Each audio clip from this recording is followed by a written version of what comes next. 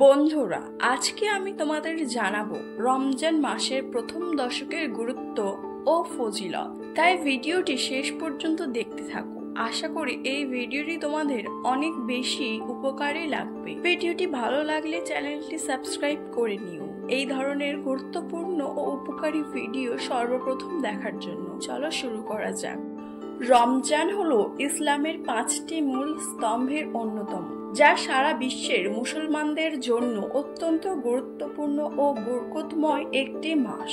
এই মাস আত্মশুদ্ধি, সংযম ও ইবাদতের মাধ্যমে আল্লাহর নৈকট্য অর্জনের সুবর্ণ সুযোগ প্রদান করে। রমজানের প্রথম দশক বিশেষ গুরুত্ব বহন করে, কারণ এটি রহমতের দশক নামে পরিচিত।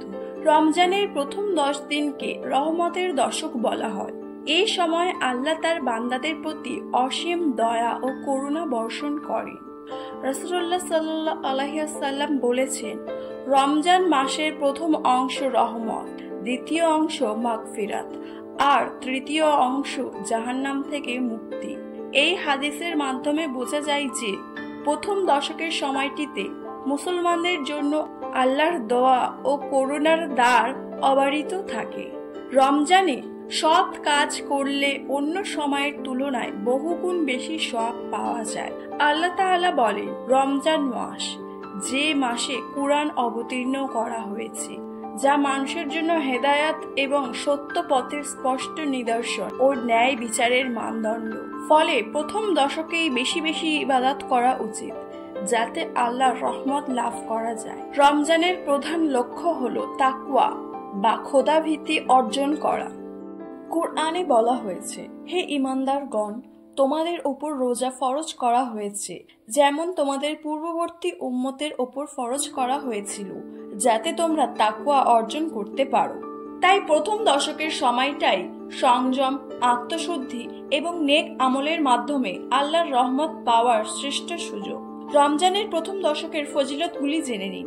গুনাহ মাফ ও জান্নাতের পথ প্রশস্ত হয়।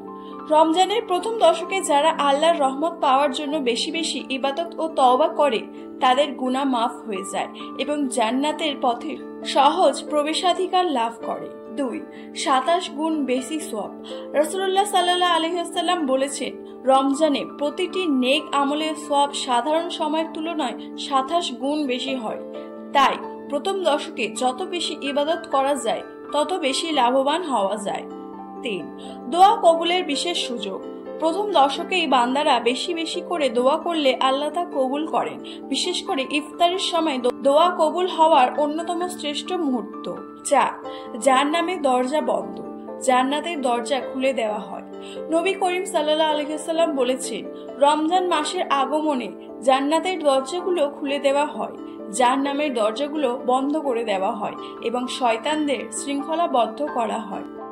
রমজানের প্রথম দশকে যেগুলো আমাদের করা উচিত তা হলো নিয়মিত 5 ওয়াক্ত নামাজ পড়া ও বেশি বেশি নফল নামাজ আদায় করা, কুরআন তিলাওয়াত করা ও অর্থসহ বোঝার চেষ্টা করা, অধিক পরিমাণে ইস্তিগফার ও তওবা করা, দরিদ্র ও অভাবীদের সাহায্য করা, দান সাদকা করা, সেহরি ও ইফতারের সুন্নত অনুসরণ করা, অশ্লীলতা, মিথ্যা, গীবত, রাগ ও অহংকার পরিহার করা, তাহাজ্জুদ নামাজ ও দোয়া ইস্তিগফারের অভ্যাস গড়ে তোলা।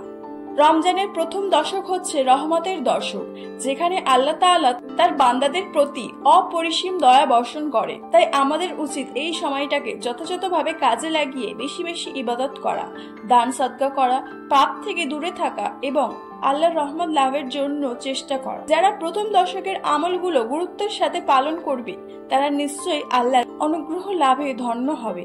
আসুন আমরা সবাই রমজানের প্রথম দশকে রহমত লাভের আশায় বেশি বেশি ইবাদতে মনোনিবেশ করি এবং আল্লাহর সন্তুষ্টি অর্জনের চেষ্টা করি।